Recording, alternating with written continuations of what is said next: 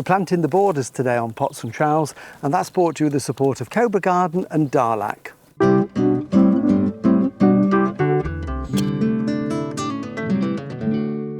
Hello and welcome to Pots and Trowels. Well, we've been busy since we were last with you when we were preparing the border that runs along the boundary behind me, ready to plant some shrubs and perennials.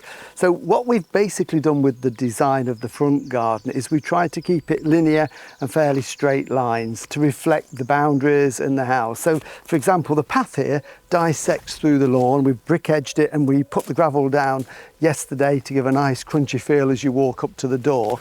And because the vegetable garden is all raised beds and again very angular, we've mirrored that with the borders around the lawn and then this straight border down there. So straight lines on the front with a curving driveway through it, but then it will be softened of course with the planting. When we move on to the back garden, which will start in a month or so's time, then we'll start putting more curves in there. So they will be very different. So what I'm going to do now is just finish playing around with a few plants, then we'll show you what we've put in there and I can start doing the planting.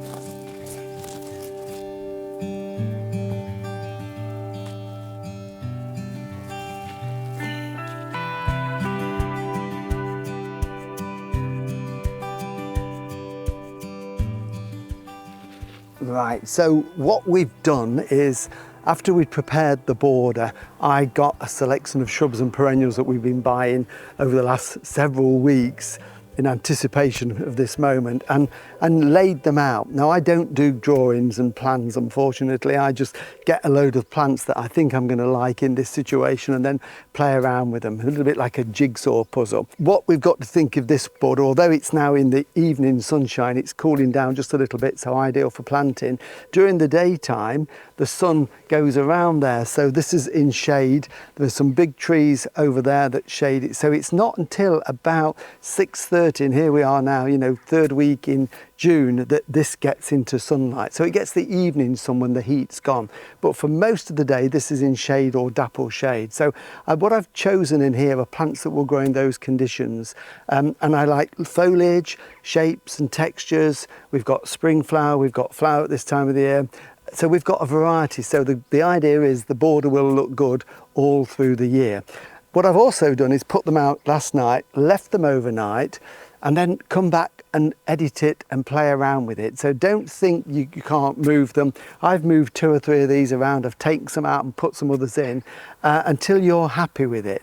So last few going in. So this is a lovely sarcococca. This is an evergreen, and I've tried to get a mixture of evergreens and deciduous because I want to mask the fence a little bit. So I have got some evergreen shrubs that get a little bit taller at the back. That's a lovely variegated Portuguese laurel, which we can prune so it doesn't get too big, but it will hide that fence panel in the winter. This is a lovely evergreen. Will go to about 60 centimetres, 2 feet tall. This is a sarcococca that flowers late winter, early spring, has a wonderful perfume, and that will go there. Do a little bit of research how big they get. You know, this is going to get this high and it will grow that sort of diameter, so it will fill an area there. It's very tempting to put them close, and I am putting these fairly close because I want the border to look full, but don't go ramming them in. This is a salvia here, one of the wood salvias that naturally go in sort of damper dapple shade, and these just flower and flower and flower. This is East Friesland, so that one again will bush out there. At the back of it I've got a lovely dogwood here that has red stems in the winter, so we'll get that winter colour. We've got the variegation there, and again this will bush out nicely and can be pruned. So as you can see, lots of different shapes and textures. The Alchemilla mollis always works well. The lime green flowers there against this lovely blue. So I'm going to put that in there, and that will just cascade and flop all over the place. And then, you know, Hackernaclower, lovely grass again, does a similar thing.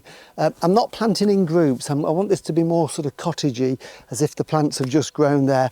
I've got hellebores dotted through, lovely heucheras again, which will flower and flower.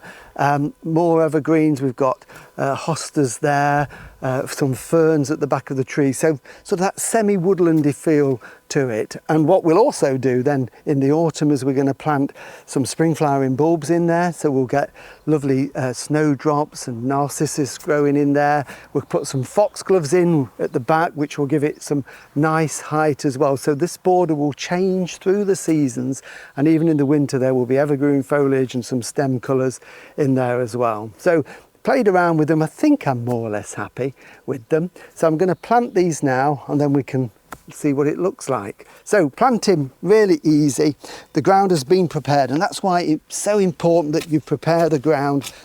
For those that didn't see that, if you want to see how we prepared it, then the video is on YouTube. It's last week, so just go onto YouTube and you can see how we did it if you want to. But basically we forked the ground over. I'm still getting a few of the tree roots here, which I think we're going to keep finding, and there's one there that I'm just going to chop out. It's the trouble when you've got lots of trees around. It won't do any harm to the tree to get rid of them. But it's been forked over, all the perennial weeds been taken out, and then we added some organic matter and fertiliser. So you can see the hole there, nice sized hole. I watered all these as well prior to planting, so I can pop that out, sit it into the hole, just gather the foliage up, and we want it so the level of the compost is sort of just a fraction below soil level, because the soil will settle. Pull the soil around it, nice and friable, and then I like to firm them in. That's important.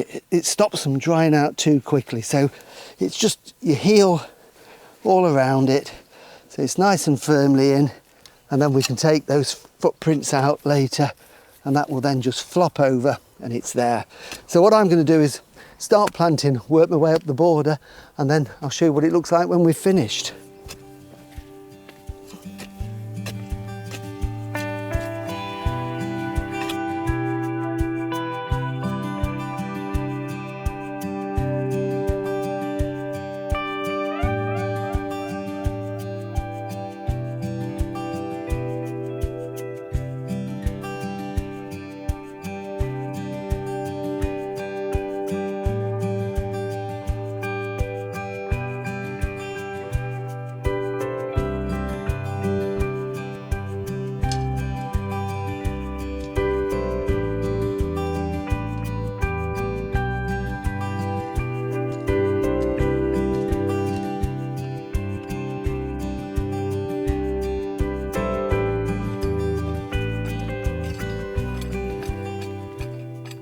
So there we go, all planted in there, all firmed in nicely.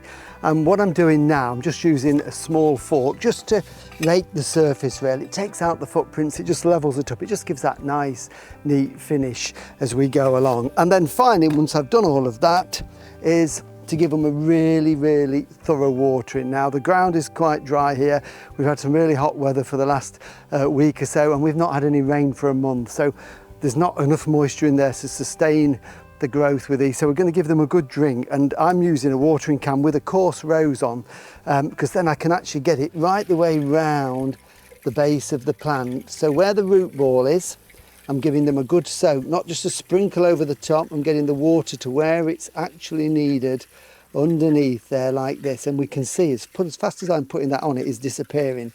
So, you know, probably 2 or 3 litres at least per plant I'm going to give them. And what that will do is that will then soak down through the existing root ball into the soil below, and the aim is we want the roots to then follow that water in a downward direction to where there is some natural moisture in the soil. Now, depends on the weather. If it stays dry like this, I'll probably do them again in another sort of 3 days or so, probably a couple of times a week for the first couple of weeks. If it's even hotter or dry, maybe a little bit more.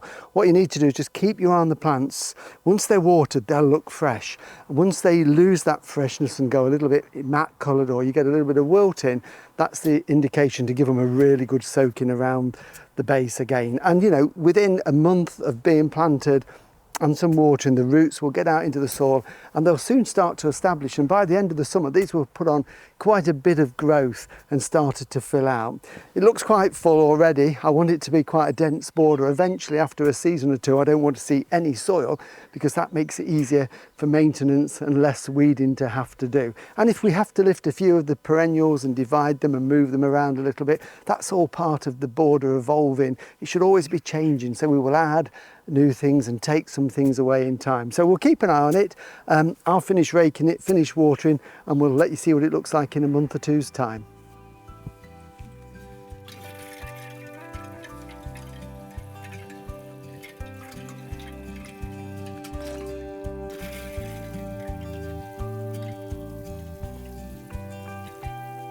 Thank you for watching, and it looks like I've got an evening ahead of me of watering these plants to settle them in. Next time we're going to be catching up with a pelargonium expert to get some tips, so we'll see you then. Bye.